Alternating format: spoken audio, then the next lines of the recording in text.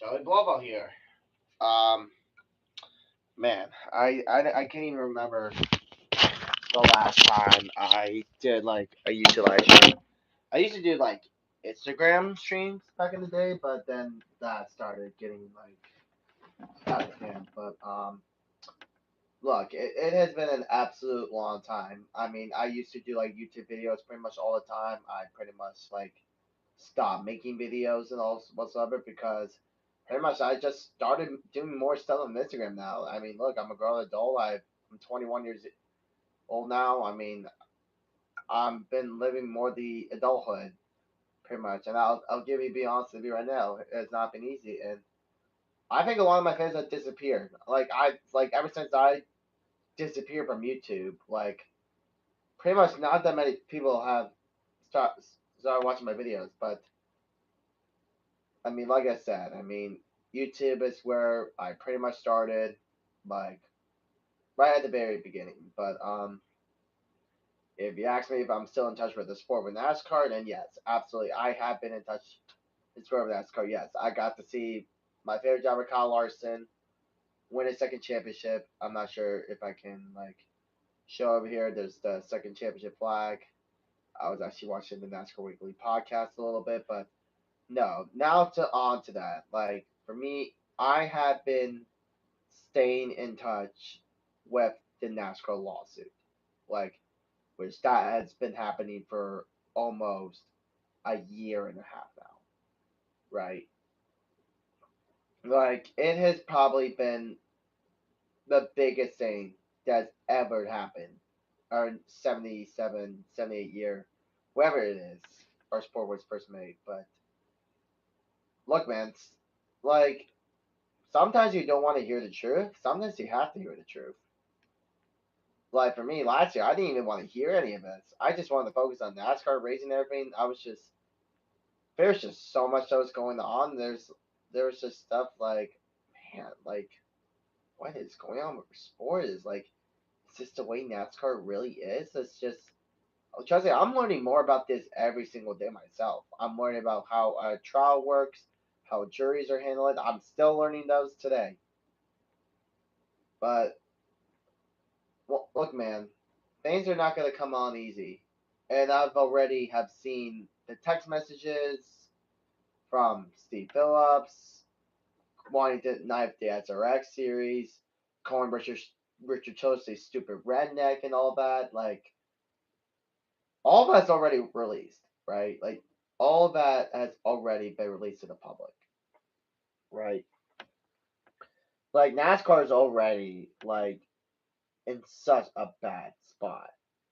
Like, NASCAR is not going to get anyone out. Like, no matter who wins this antitrust case, it's gonna be both bad look on both sides, right? Like I said, I'm not a legal expert, but like that's why I'm been staying in touch with it. Like usually, if this was me 2 3 years ago, I probably would have not want to hear this, but apparently this has been the one thing that everybody has been focusing on right now. This entire offseason, it's been the lawsuit, the trial, the new points system, all of that. That's still being finalized, which I don't think that's going to be expected to be announced by probably close to the season. But boy, it's just so disappointing the way our sport really has become. Like pretty much, like yes, I'm happy to see Larson win a second championship, but I just would rather go to the season not having to deal with all this. But apparently, sometimes it's time to hear the truth. You got to hear the truth sometimes. I mean, in that question, is NASCAR a monopoly sports organization? Are they handle it a monopoly? Is NASCAR a monopoly already monopoly anti-competitive of the way they handle their leadership? Do they not like the ideas that that people want to bring to NASCAR? Because that's the way I'm like looking at the entire picture. Like you can even ask my buddy Daniel. Like he's obviously been my best friend for like 6 years. He's been a fan since like what 2006, I think. Like he's seen it all. Like first messages, and then Jeremy Mayfield, which I think even exposed him too. A lot of people thought he was a drug addict. Apparently, the France family ruined him. Like now, to day one, right? I'm trying to stay on topic over here, but we're gonna start off what happened on day one. I'm not gonna go through almost everything, but yeah, no, like I said, like it's gone like a bad look, right? So, like I said, like for us, like we have honestly, like all of us are fans of the sport, but on day one, right? I think there was, I think it took like 5 hours to select juries for the antitrust case, but then I believe, this is the best I know, but I think it was there was 30 candidates, right? There was, I think it was 9 male, 3 females, and 3 internals if they need to. So, but apparently, Judge Bell, who is currently the judge of it, of the both case, apparently there was both arguments of both sides between 2311 and NASCAR. Judge Bell obviously did not was pissed off about it, and obviously had to close it out, and not a single person to get a chance to speak their mind. But I do know Danny Hamlin was the first to testamize